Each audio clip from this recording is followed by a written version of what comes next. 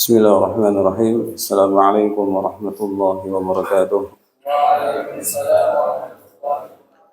Alhamdulillahi rabbil alamin. Wassalatu wassalamu ala asyrafil mursalin nabiyina Muhammad wa ala alihi wa sahbihi ajma'in. Amma ba'd. Ikhwani wa akhwati fillah rahimakumullah taala. Alhamdulillah kita berkumpul di majelis ini untuk bersama-sama belajar kembali terutama masalah at-tauhid.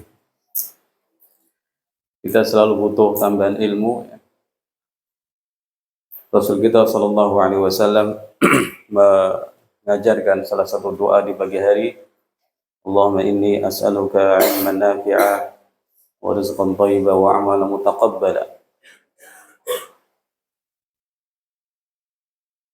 Ya Allah, aku mohon ilmu yang bermanfaat, rezeki yang halal dan amal yang diterima. Ternyata disebutkan ilmu pertama kali sebelum rezeki, sebelum mohon rezeki, sebelum mohon amal yang diterima. Berarti ilmu itu landasan untuk semua hal. Untuk bisa mengetahui mana rezeki yang halal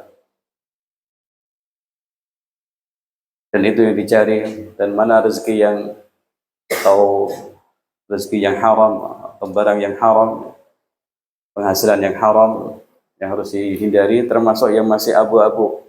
Ini halal apa enggak ya? Harus dihindari demi keselamatan agama seseorang. Enggak baca peci apa itu? Rambutnya bagus. Nah, sya'ruka jamil ya akhi.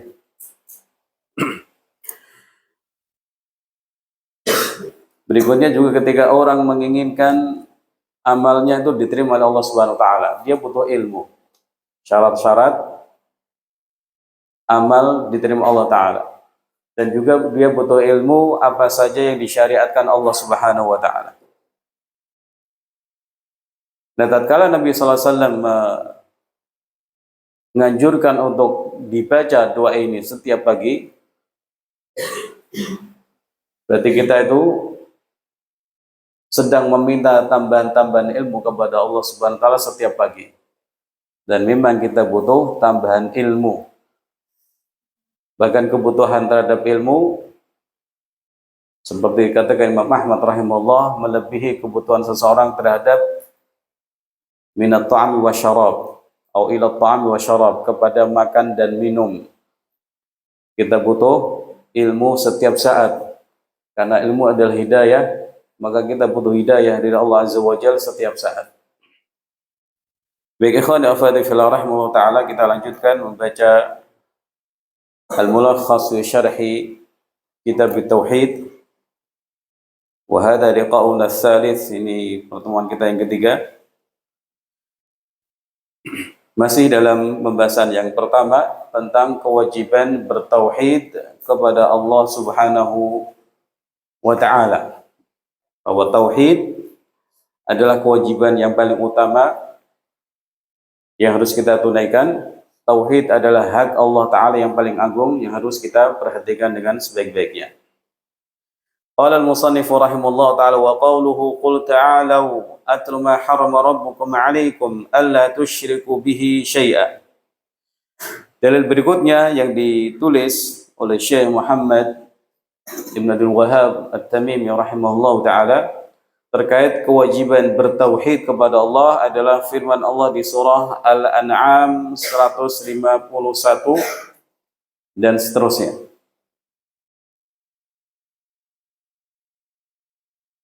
Qul ta'alau, katakanlah wahai Muhammad sallallahu alaihi wasallam, ta'alau, kemarilah. Aku bacakan kepada kalian apa saja yang diharamkan Rabb kalian terhadap kalian. Alla tusyriku bihi syai'a, janganlah kalian menyekutukan apapun dengan Allah Subhanahu wa taala. Al-ayat. Ayatnya panjang dan juga ada beberapa ayat. Penulis rahimahullah ta'ala cukup menyampaikan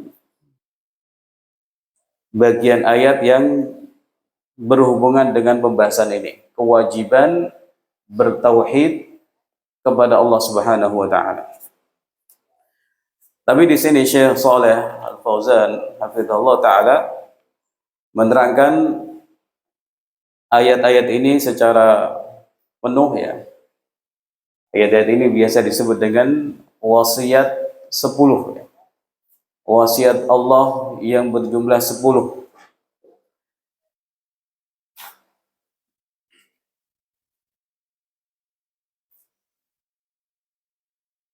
Al-ma'na al-ijmali lil ayah, makna global ayat di atas.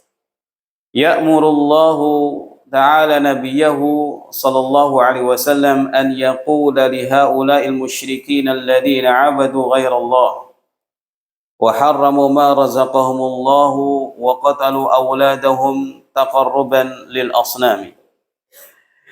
Kata beliau hafizallah, dalam ayat ini Allah Ta'ala memerintahkan nabinya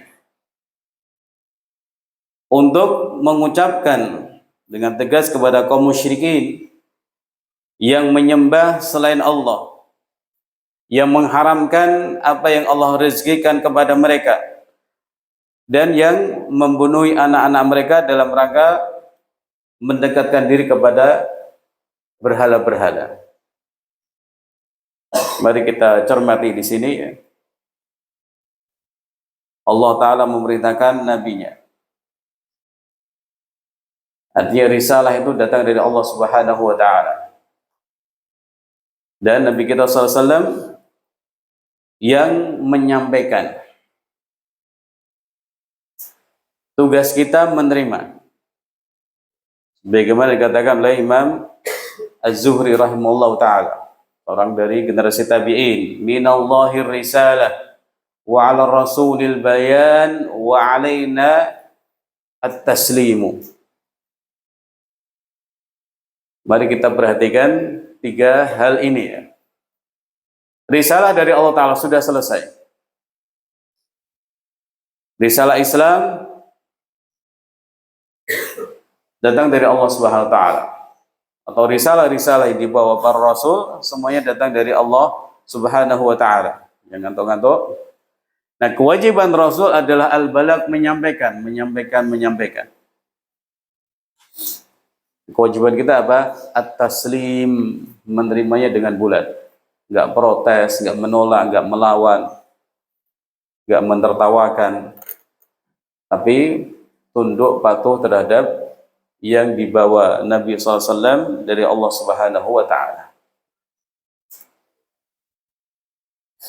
Nah, orang-orang musyrikin ini, mereka syirik kepada Allah, mereka mengharamkan sesuatu yang tidak diharamkan Allah Subhanahu wa Ta'ala.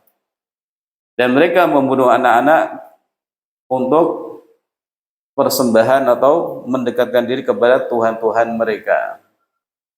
Silakan dibayangkan betapa bobroknya mereka ini. Allah Ta'ala yang Maha Esa, yang Maha menguasai alam semesta ini, dipersekutukan dengan benda-benda mati, dengan bebatuan, atau dengan makhluk yang lain.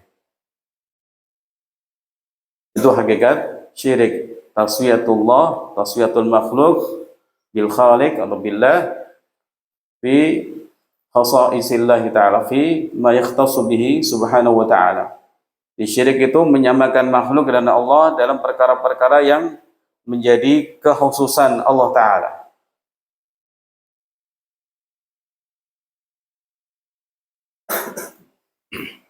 Fa'alu dzalika bi ara'ihim wa taswiri syaitani lahum. Nah, mereka melakukan ini semua murni berdasarkan akal pikiran mereka. Nah, manusia kalau dibiarkan sendiri tanpa ada petunjuk Allah ya seperti ini.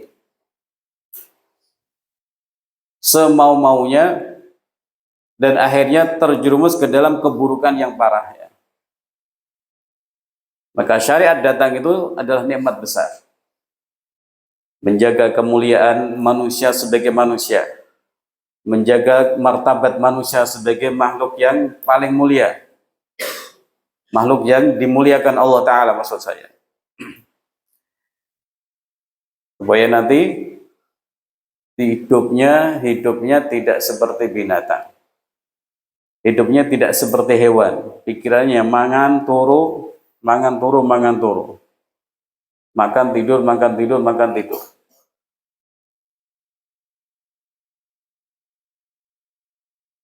Atau dimanfaatkan manusia. Nah, manusia yang mulia itu akan menjadi betul-betul mulia ketika dia hanya tunduk kepada Allah Subhanahu wa taala, hanya taat kepada aturan-aturan Allah Subhanahu wa taala. Dan mereka melakukannya juga karena bisikan-bisikan syaitan. Ya, ada hewan-hewan yang mereka haramkan semau-maunya, padahal itu halal, atau padahal itu sesuatu yang belum atau tidak diharamkan Allah Subhanahu wa taala atas mereka. Jadi halal haram itu ikhwani wa akhwati fillah rahimahullah, hak Allah taala. Mengharamkan sesuatu, mengharamkan makanan, minuman, atau menghalalkan sesuatu, itu semua adalah hak Allah Subhanahu wa taala, bukan hak manusia. Manusia silakan mengatur, tapi jangan pernah mengharamkan yang dihalalkan Allah taala. Jangan pernah mengharamkan yang dihalalkan atau sebaliknya.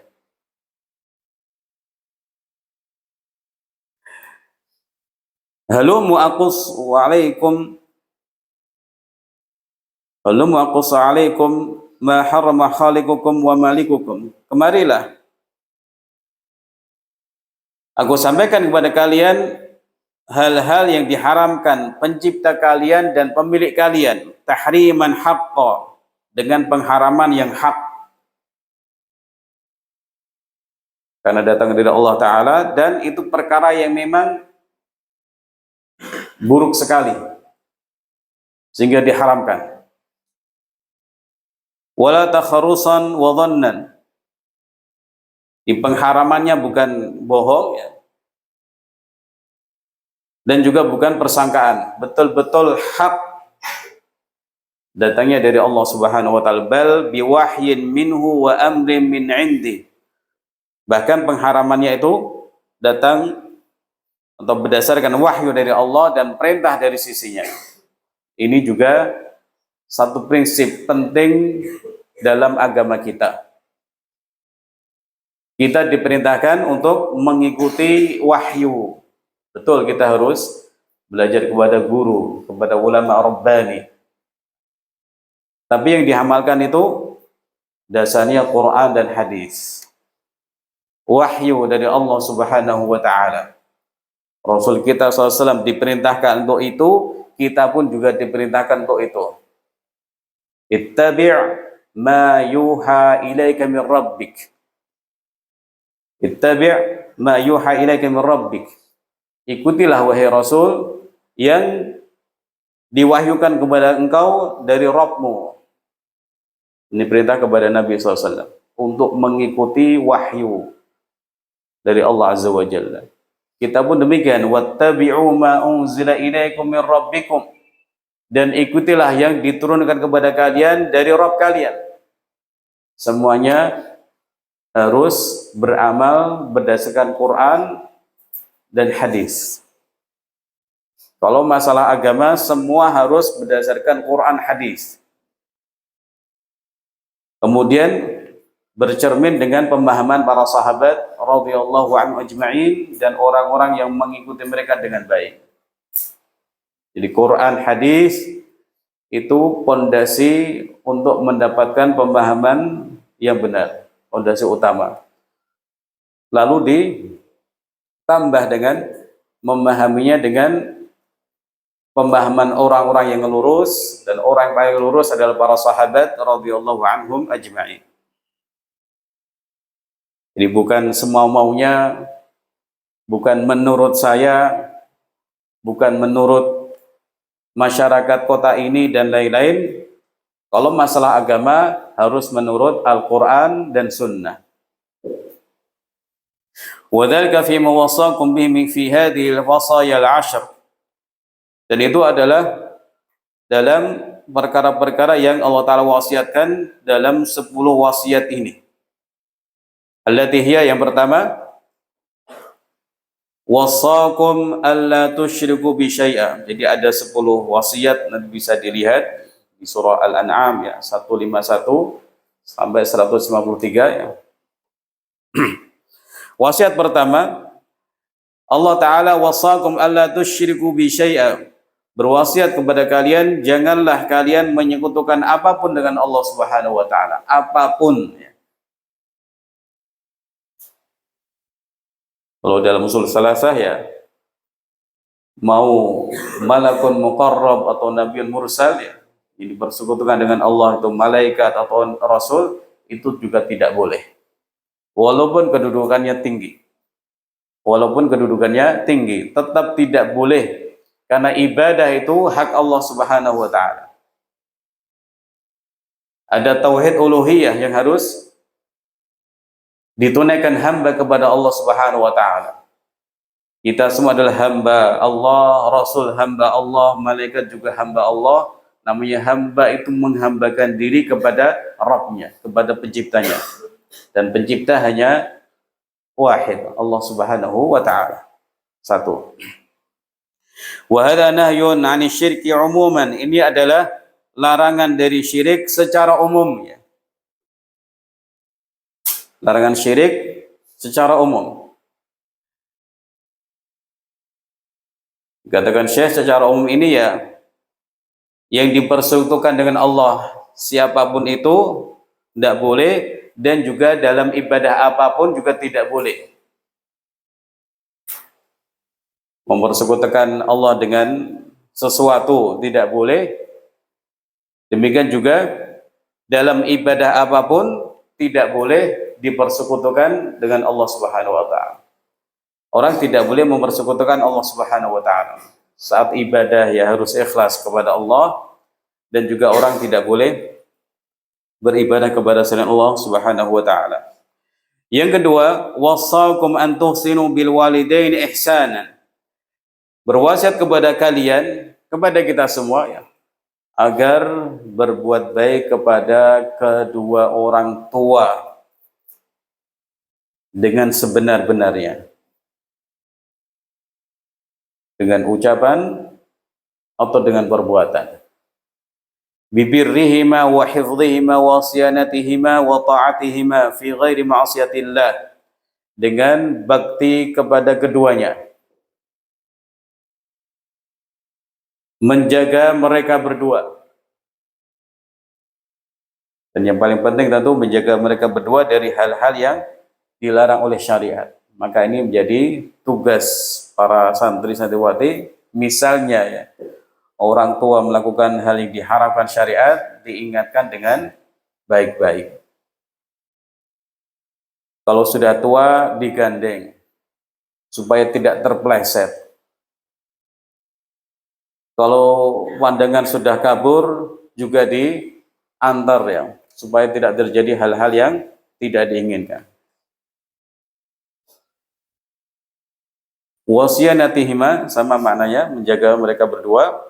Kemudian taat kepada mereka berdua dalam perkara yang bukan maksiat kepada Allah Subhanahu wa Ta'ala. Jadi saat anak itu menaati orang tuanya dalam perkara-perkara yang baik, dia sedang ibadah juga. Dia sedang ibadah juga. Wa tarki tarafu 'alaihima, dan meninggalkan perbuatan merasa tinggi di hadapan orang tua. Jadi anak tetap anak walaupun pangkatnya bintang 4 ya. Walaupun lebih kaya, walaupun status atau jabatannya lebih tinggi atau memiliki jabatan tinggi, tetap saja anak yang harus taat dan berbakti kepada bapak ibunya. Misalnya orang tuanya kerjanya istilahnya serabutan ya, kemudian anaknya dadi wong, jadi pejabat ya, tetap harus berbakti kepada orang tuanya, nggak boleh malu. Nggak boleh malu kalau orang tuanya begini dan begitu. itu adalah orang tuamu, taati, dan itu wajib, cintai dan jagalah dengan sebaik-baiknya.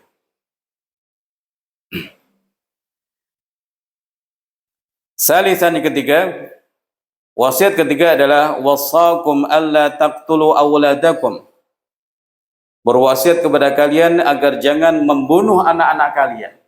Untuk bayangkan ini. Orang tua kok membunuh anak sendiri itu raja tega ya. Tidak kebayang sebenarnya. Anak itu buah hati. Anak itu biasanya ditunggu-tunggu kehadirannya di tengah keluarga. Kok ini kok ada orang yang tega-teganya membunuh anaknya sendiri. Bahkan di zaman dahulu ada la ta'idu banatikum. Janganlah kalian mengubur putri-putri kalian dalam keadaan hidup-hidup. Ini lagi lebih parah lagi. Perempuan kecil, nggak tahu apa-apa, dipikirkan lubang, masukkan, kemudian ditimbun dengan tanah. Ini kan nggak kebayang betapa rusaknya kondisi mereka dan betapa kerasnya hati mereka. Tidak punya kasih sayang sama sekali.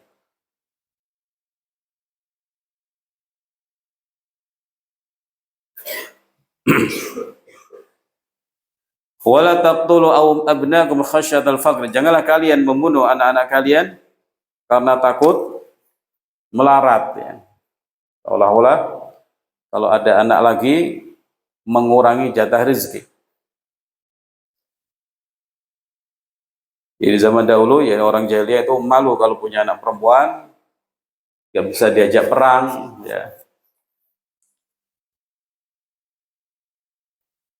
Kalau kalah perang ditawan ya. Nah, kemudian datang Islam untuk memuliakan kaum wanita, memuliakan harkat martabat kaum wanita. Mereka semua adalah hamba Allah ya, diberikan hak waris, diberikan hak pilih dan lain sebagainya. Jadi di sini mereka ini membunuh anak-anak ya, karena takut kefakiran. Fa innahu raziquh, maka diingatkan bahwa Allah Ta'ala itulah yang memberi rezeki kalian. Wa raziquhum, dan yang memberi rezeki kepada mereka. Maka jangan pernah melakukan hal-hal yang seolah-olah takut kalau rezekinya hilang. Falastum tarzuqunahum, hakikatnya kalian itu bukan yang memberi rezeki kepada anak-anak. Bal wala tarzuquna anfusakum, dan juga hakikatnya kalian pun sebenarnya tidak memberi rezeki kepada diri sendiri. Rezeki datang dari Allah Subhanahu wa taala. Memang harus usaha, tapi kaidah dalam akidah rezeki itu datang dari Allah Subhanahu wa taala. Wasiat kelima, wasakum alla taqrabu al-fawahisha ma dhahara minha wa ma batan. Berwasiat kepada kalian, janganlah kalian mendekati perbuatan-perbuatan keji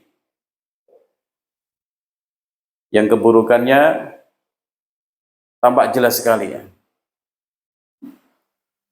Artinya al-ma'asi dhahirah wal khafiyah, maksiat-maksiat yang zahir ataupun yang tersembunyi.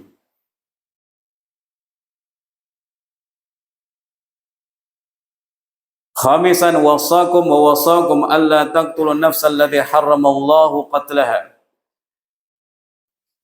Wasiat berikutnya, Allah Ta'ala mewasiatkan kepada kalian agar tidak membunuh jiwa yang Allah haramkan untuk membunuhnya. Wa nafsul mu'minatu wal mu'ahadatu, yaitu jiwa yang beriman, orang beriman atau orang kafir yang masuk dengan perjanjian. Orang kafir yang memiliki janji dengan perjanjian, mengikat perjanjian hubungan dengan negara kaum muslimin ya. Jadi ini salah satu hal yang disebut dengan hifdzun nafs. Di antara 5 pokok tujuan syariat Islam adalah menjaga jiwa. Nyawa itu mahal, tidak boleh dihilangkan, tidak boleh dibuat main-main. Kalau orang sudah meninggal nggak bisa hidup lagi di dunia ini. Ketika orang misalnya membunuh seorang mukmin tanpa sengaja, ya, harus membayar denda. Zaman dulu ya 100 onta gitu ya. Satu nyawa ketika terbunuh tanpa sengaja. Jadi laki-laki misalnya main tembak-tembakan ya, mau nembak burung, ternyata di atas pohon kelapa ada orang yang sedang ngambil nira, ketembak, mati misalnya. Itu kan nggak sengaja, kotor ya. Nah terus bagaimana, harus membayar tebusan. Tebusannya itu bukan 1 juta, 2 juta, tapi mahal sekali. 100 onta. Misalnya kalau 1 onta dikonversikan seperti sapi ya, 20 juta ya, tinggal dikalikan. 20 juta kali 100. Memang apa namanya? Nyawa itu mahal. Atau ketika orang membunuh dengan sengaja, kemudian setelah ada musyawarah dengan berbagai pihak, keluarga setuju, ya sudah, kita tidak menuntut nyawa dengan nyawa, tapi menuntut diat. Misalnya terjadi di Saudi sana, ada orang kita membunuh orang sana dengan sengaja. Keluarga kemudian sudah kita maafkan, tapi tetap harus membayar diat. Jadi dalam masalah ini, ketika orang membunuh nyawa orang lain, ya, hakikatnya nyawa harus dibayar dengan nyawa, itu yang paling adil. Dan itu juga yang sering terdengar di pengadilan-pengadilan kita. Ketika ada yang dibunuh, keluarga korban minta supaya pembunuh dibunuh juga. Itulah keadilan. Walakum fil qisasi hayatun. Dalam qisas itu ada kehidupan. Nyawa orang akan lebih terjaga karena siapa yang membunuh akan dibunuh. Ini bukan masalah, oh ini bertentangan dengan hak asasi, tidak. Justru orang ini kenapa pantas dibunuh? Karena dia tidak menghormati nyawa orang. Maka nyawanya tidak terhormat.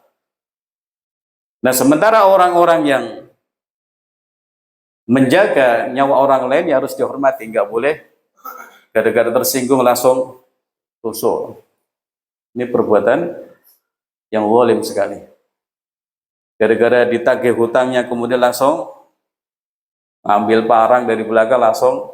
Nah, ini yang kadang terjadi di tengah masyarakat. Bahkan ada yang dimutilasi, ketok-ketok. Kayak orang sedang masak ayam ya, bagian kaki dipotong 2, paha dipotong 2, nanti sayap dipotong, kepala dipotong, badan dipotong. Nah kalau itu ayam yang sudah mati tidak apa-apa, yang sudah disembelih. Nah ini manusia. Manusia itu terhormat ketika hidup dan terhormat ketika sudah meninggal. Dipotong-potong dengan bagian yang kecil sekali ya. Nah Islam menjaga jiwa, jangan pernah dihilangkan kecuali dengan alasan yang dibenarkan syariat. Nah, jiwa siapa saja yang dihormati? Jiwa orang mukmin dan juga jiwa orang kafir yang memiliki hubungan damai dengan orang Islam atau kaum muslimin. Di para pekerja yang datang ke sini, orang-orang asing, orang-orang kafir dari sana ya, itu juga tidak boleh ditumpahkan darahnya atau dihilangkan nyawanya. Islam sangat-sangat memperhatikan masalah ini. Jadi kalau tadi nyawa balas nyawa, lupa ya tadi. Tapi kadang ada pihak yang lain menganjurkan, bahwa ya kamu maafkan saja. Dimaafkan saja. Dimaafkan, betul-betul dimaafkan tanpa bayar tebusan, atau bisa saja ya keluarga korban mengatakan, baik kami maafkan, tidak minta supaya dia dibunuh, tapi minta diat. Nah, ini bukan suap, bukan apa, tapi hak anggota atau keluarga korban. Makanya dahulu ada istilah pemerintah Indonesia membayar diat tebusan 2M. 2M itu bukan makasih Mbak, makasih Mas, tapi 2M, betul-betul 2M. Miliar. Itu harga nyawa. Maka jangan pernah main-main dengan nyawa. Kalian bawa pisau, awas kepada teman yang main-main. Hati-hati. Nanti kepleset kena malah kacau semua. Jangan pernah main-main dengan benda tajam, senjata tajam. Jangan pernah mengancam jiwa orang lain. Kalaupun nyawa ini pantas dibunuh, yang membunuh adalah penguasa.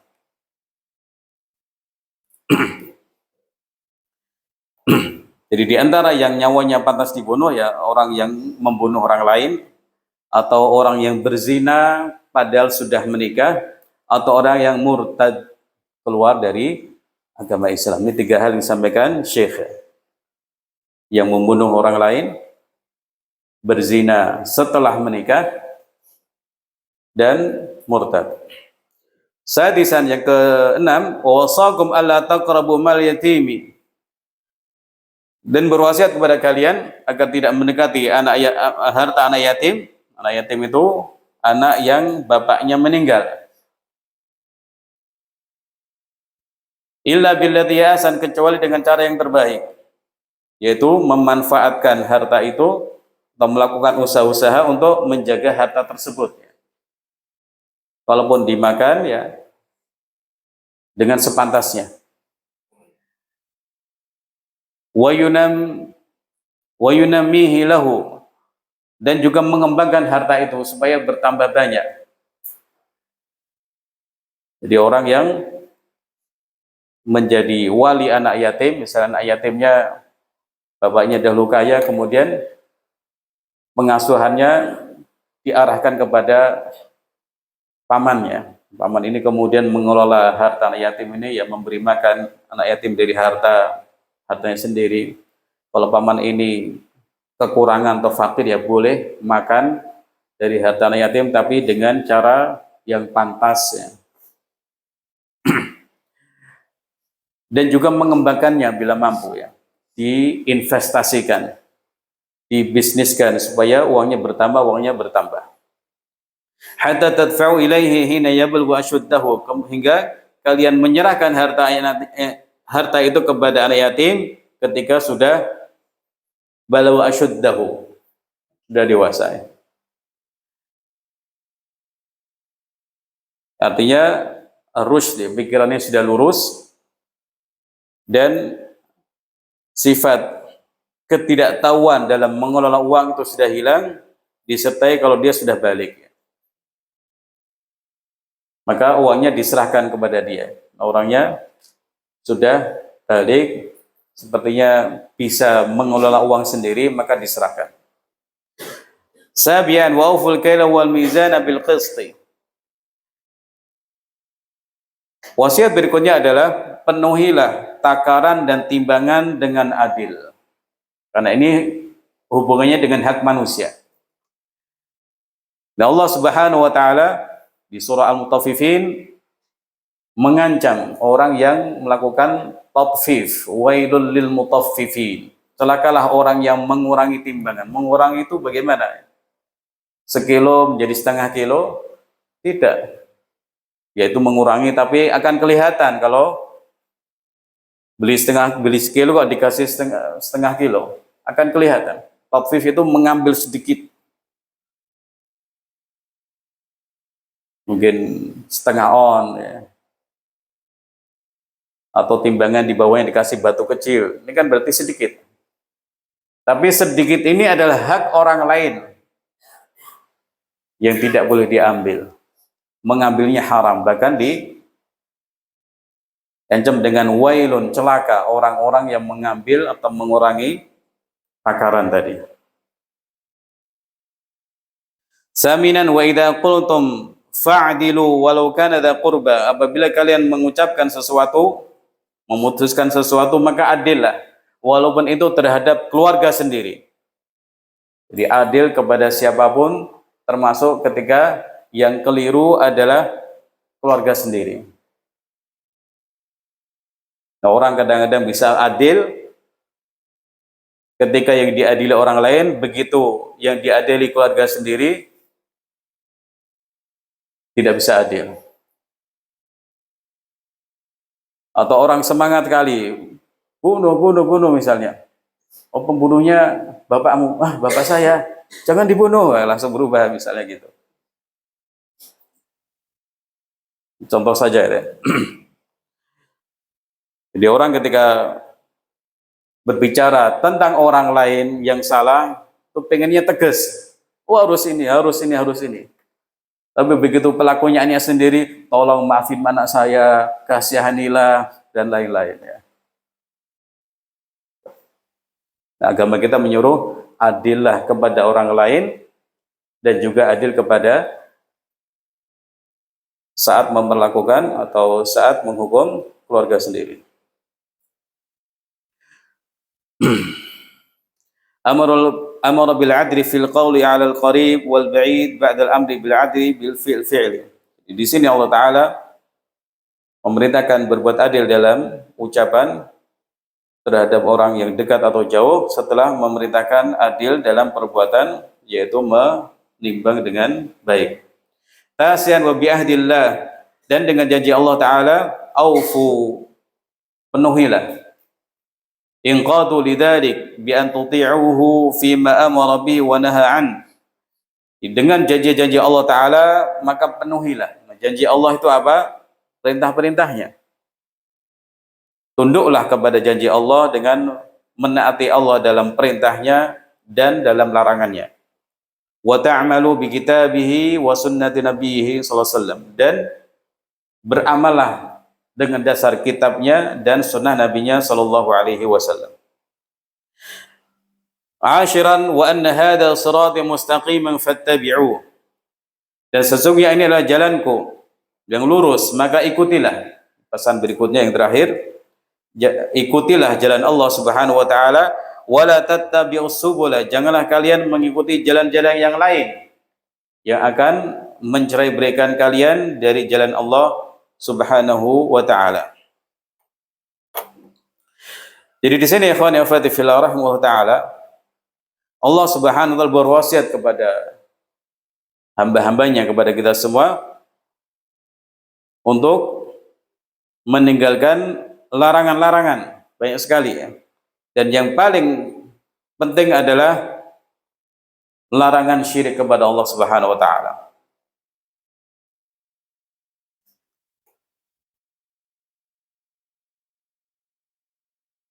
Dan di sini juga ada perintah-perintah melakukan kewajiban, dan yang paling agung adalah tauhid, dan itu adalah jalan yang lurus.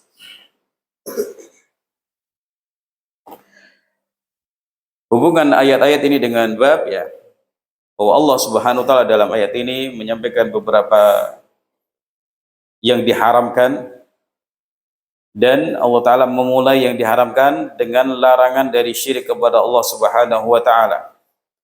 Dan larangan terhadap syirik berarti di balik itu ada perintah untuk bertauhid kepada Allah Subhanahu wa taala sebagai konsekuensinya. Kita dilarang berbuat syirik, artinya diperintahkan untuk melakukan tauhid. Jadi di sini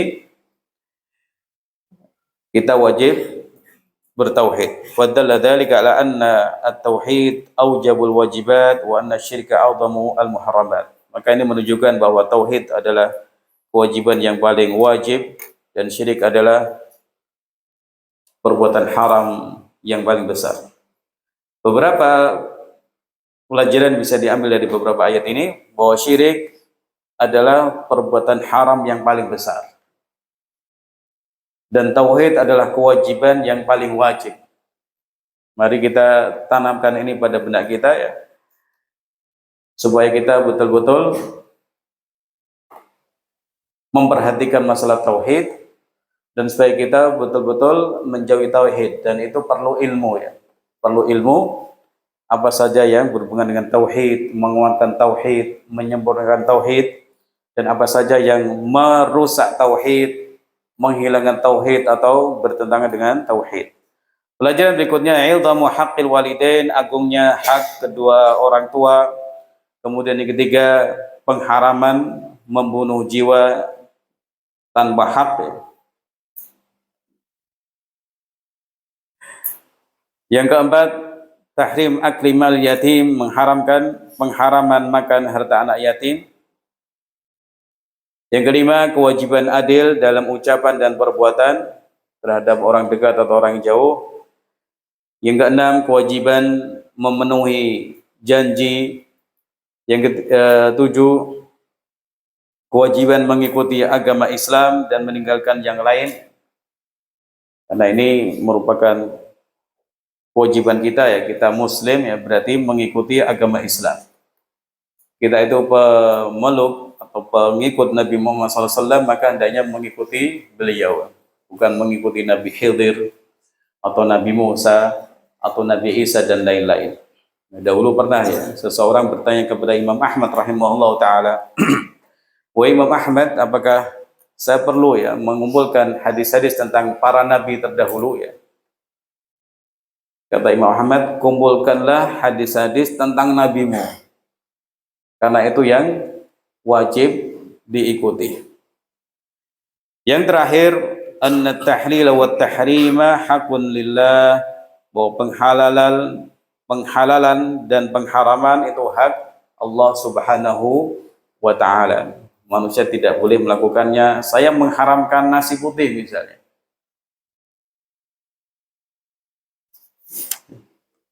tidak boleh. Masalah tidak suka itu urusan lain, tapi mengatakan ini haram atas saya atau ini haram atas kalian.